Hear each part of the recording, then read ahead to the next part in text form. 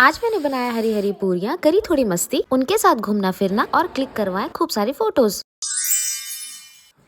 मेरी Christmas. Hello guys and welcome back to my channel. ये मेरा पहला फुल डे का व्लॉग है जिसमें मैं बताऊंगी आज मैंने क्या क्या किया। आई होप आप सभी को पसंद आएगा। तो मैं सारे घर के काम खत्म करके नहा ली हूँ। आज है क्रिसमस इसलिए मैंने रेड पहना है। थोड़ी क्रिसमस वाइब्स आनी चाहिए ना। चलिए फिर फटाफट पूजा कर लेती हूँ। आपको एक बात बताओ, हमारे घर में ऐसी कोई जरूरी नहीं है कि मैं ही पूजा करूंगी। हम दोनों में से कोई भी कर लेते हैं, बस भगवान की पूजा होनी चाहिए। अब छुट्टी वाले दिन थोड़ा लेट तो होता ही, तो मैंने सोचा क्यों ना ब्रेकफास्ट स्किप करके सीधा लंच बनाया जाए। इसलिए हम लोग बस थोड़े बहुत फ्रूट्स खा लिए। इतने में मेरे ओनर भैया की बेटी आ गई, फिर मैं उसके साथ खूब खेली। क्रिसमस गिफ्ट इतना सारा। मेरी क्रिसमस।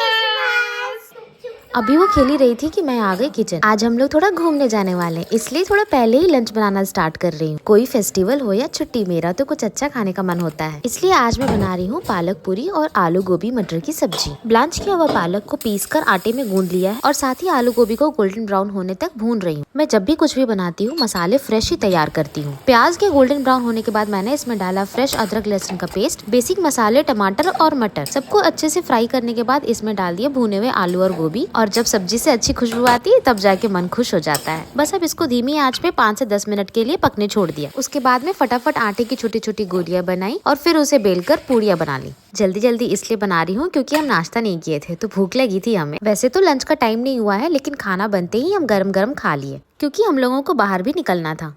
थोड़ी देर आराम करने के बाद लगभग शाम के 3 बजे हम फटाफट रेडी होकर निकल गए। अब क्योंकि आज क्रिसमस है तो सबसे पहले हम गए चर्च। बहुत अच्छे टाइम पे हम लोग पहुंचे चर्च क्योंकि उतनी भीड़ नहीं थी, इसलिए हम लोग आराम से पूरा चर्च घूम पाए और भगवान के सामने कैंडल जलाकर प्रे भी किए। फिर हम लोग चर्च के अंदर गए, वहाँ का पूरा डेकोरेशन देखे। सच में चर्च को बहुत अच्छे से सजाया गया, सच में बहुत अच्छा लग रहा था मुझे। पिछले साल भी क्रिसमस सेलिब्रेट करने हम लोग इसी चर्च में आए थे, तब ये अंडर कंस्ट्रक्शन थी, लेकिन अब ये कंप्लीट हो चुकी है। आपको पता है जब मैं छोटी थी तब मेरे पापा मुझे क्रिसमस पे चर्च हमेशा लेके जाते थे, शायद इसलिए आज भी मुझे क्रिसमस पे चर्च जाना बहुत पसंद है। ये मेरे बचपन की यादें ताजा करती हैं। यहाँ के अच्छे फोटोज और वीडियोस बनाने के बाद हम निकल गए अपने नेक्स्ट लोकेशन के लिए। तो अब हम आए हैं जमशेदपुर का इकलौता मॉल, जहाँ इतनी भीड़ थी कि पूछो मत। सबसे पहले मॉल के बाहर ही दिखा एक बड़ा एक्समस ट्री, जिसको देखकर बड़ा मजा आया, लेकिन प्रॉब्लम थी भीड़, जिसको देखकर मैंने तो प्लान ऑलमोस्ट कैंसिल कर दिया। फिर हस्बैंड ने हिम्मत दिलाई और हम लग गए लाइन में। आज इतनी भीड़ थी कि एंट्री करने के लिए भी लाइन लगनी पड़ी। मुझे कभी कभी लगता है इतनी भीड़ आती कहाँ से। बाहर की लंबी लाइन और भीड़ पार करने के बाद अंदर भी उतनी ही भीड़। लेकिन एक बात जरूर बोलना चाहूंगी, वहाँ का डेकोरेशन देखकर ऐसा लगा मेहनत करना सफल रहा। बीच में मुझे मिला एक बड़ा मिरर, तो मैंने उनको बुलाया और थोड़ी पोज मारी। पूरी मॉल को अच्छे से सजाया गया था और बीच बीच में छोटे छोटे मिनिएचर्स बनाए गए थे। अब मैं आपको एक बात बताती हूँ, हमेशा इस मॉल को हर फेस्टिवल के अकॉर्डिंग डेकोरेट किया जाए तो भीड़ कैसे ना हो भला। घूमना फिरना तो हो गया, लेकिन अभी तक एक चीज मिसिंग है, तो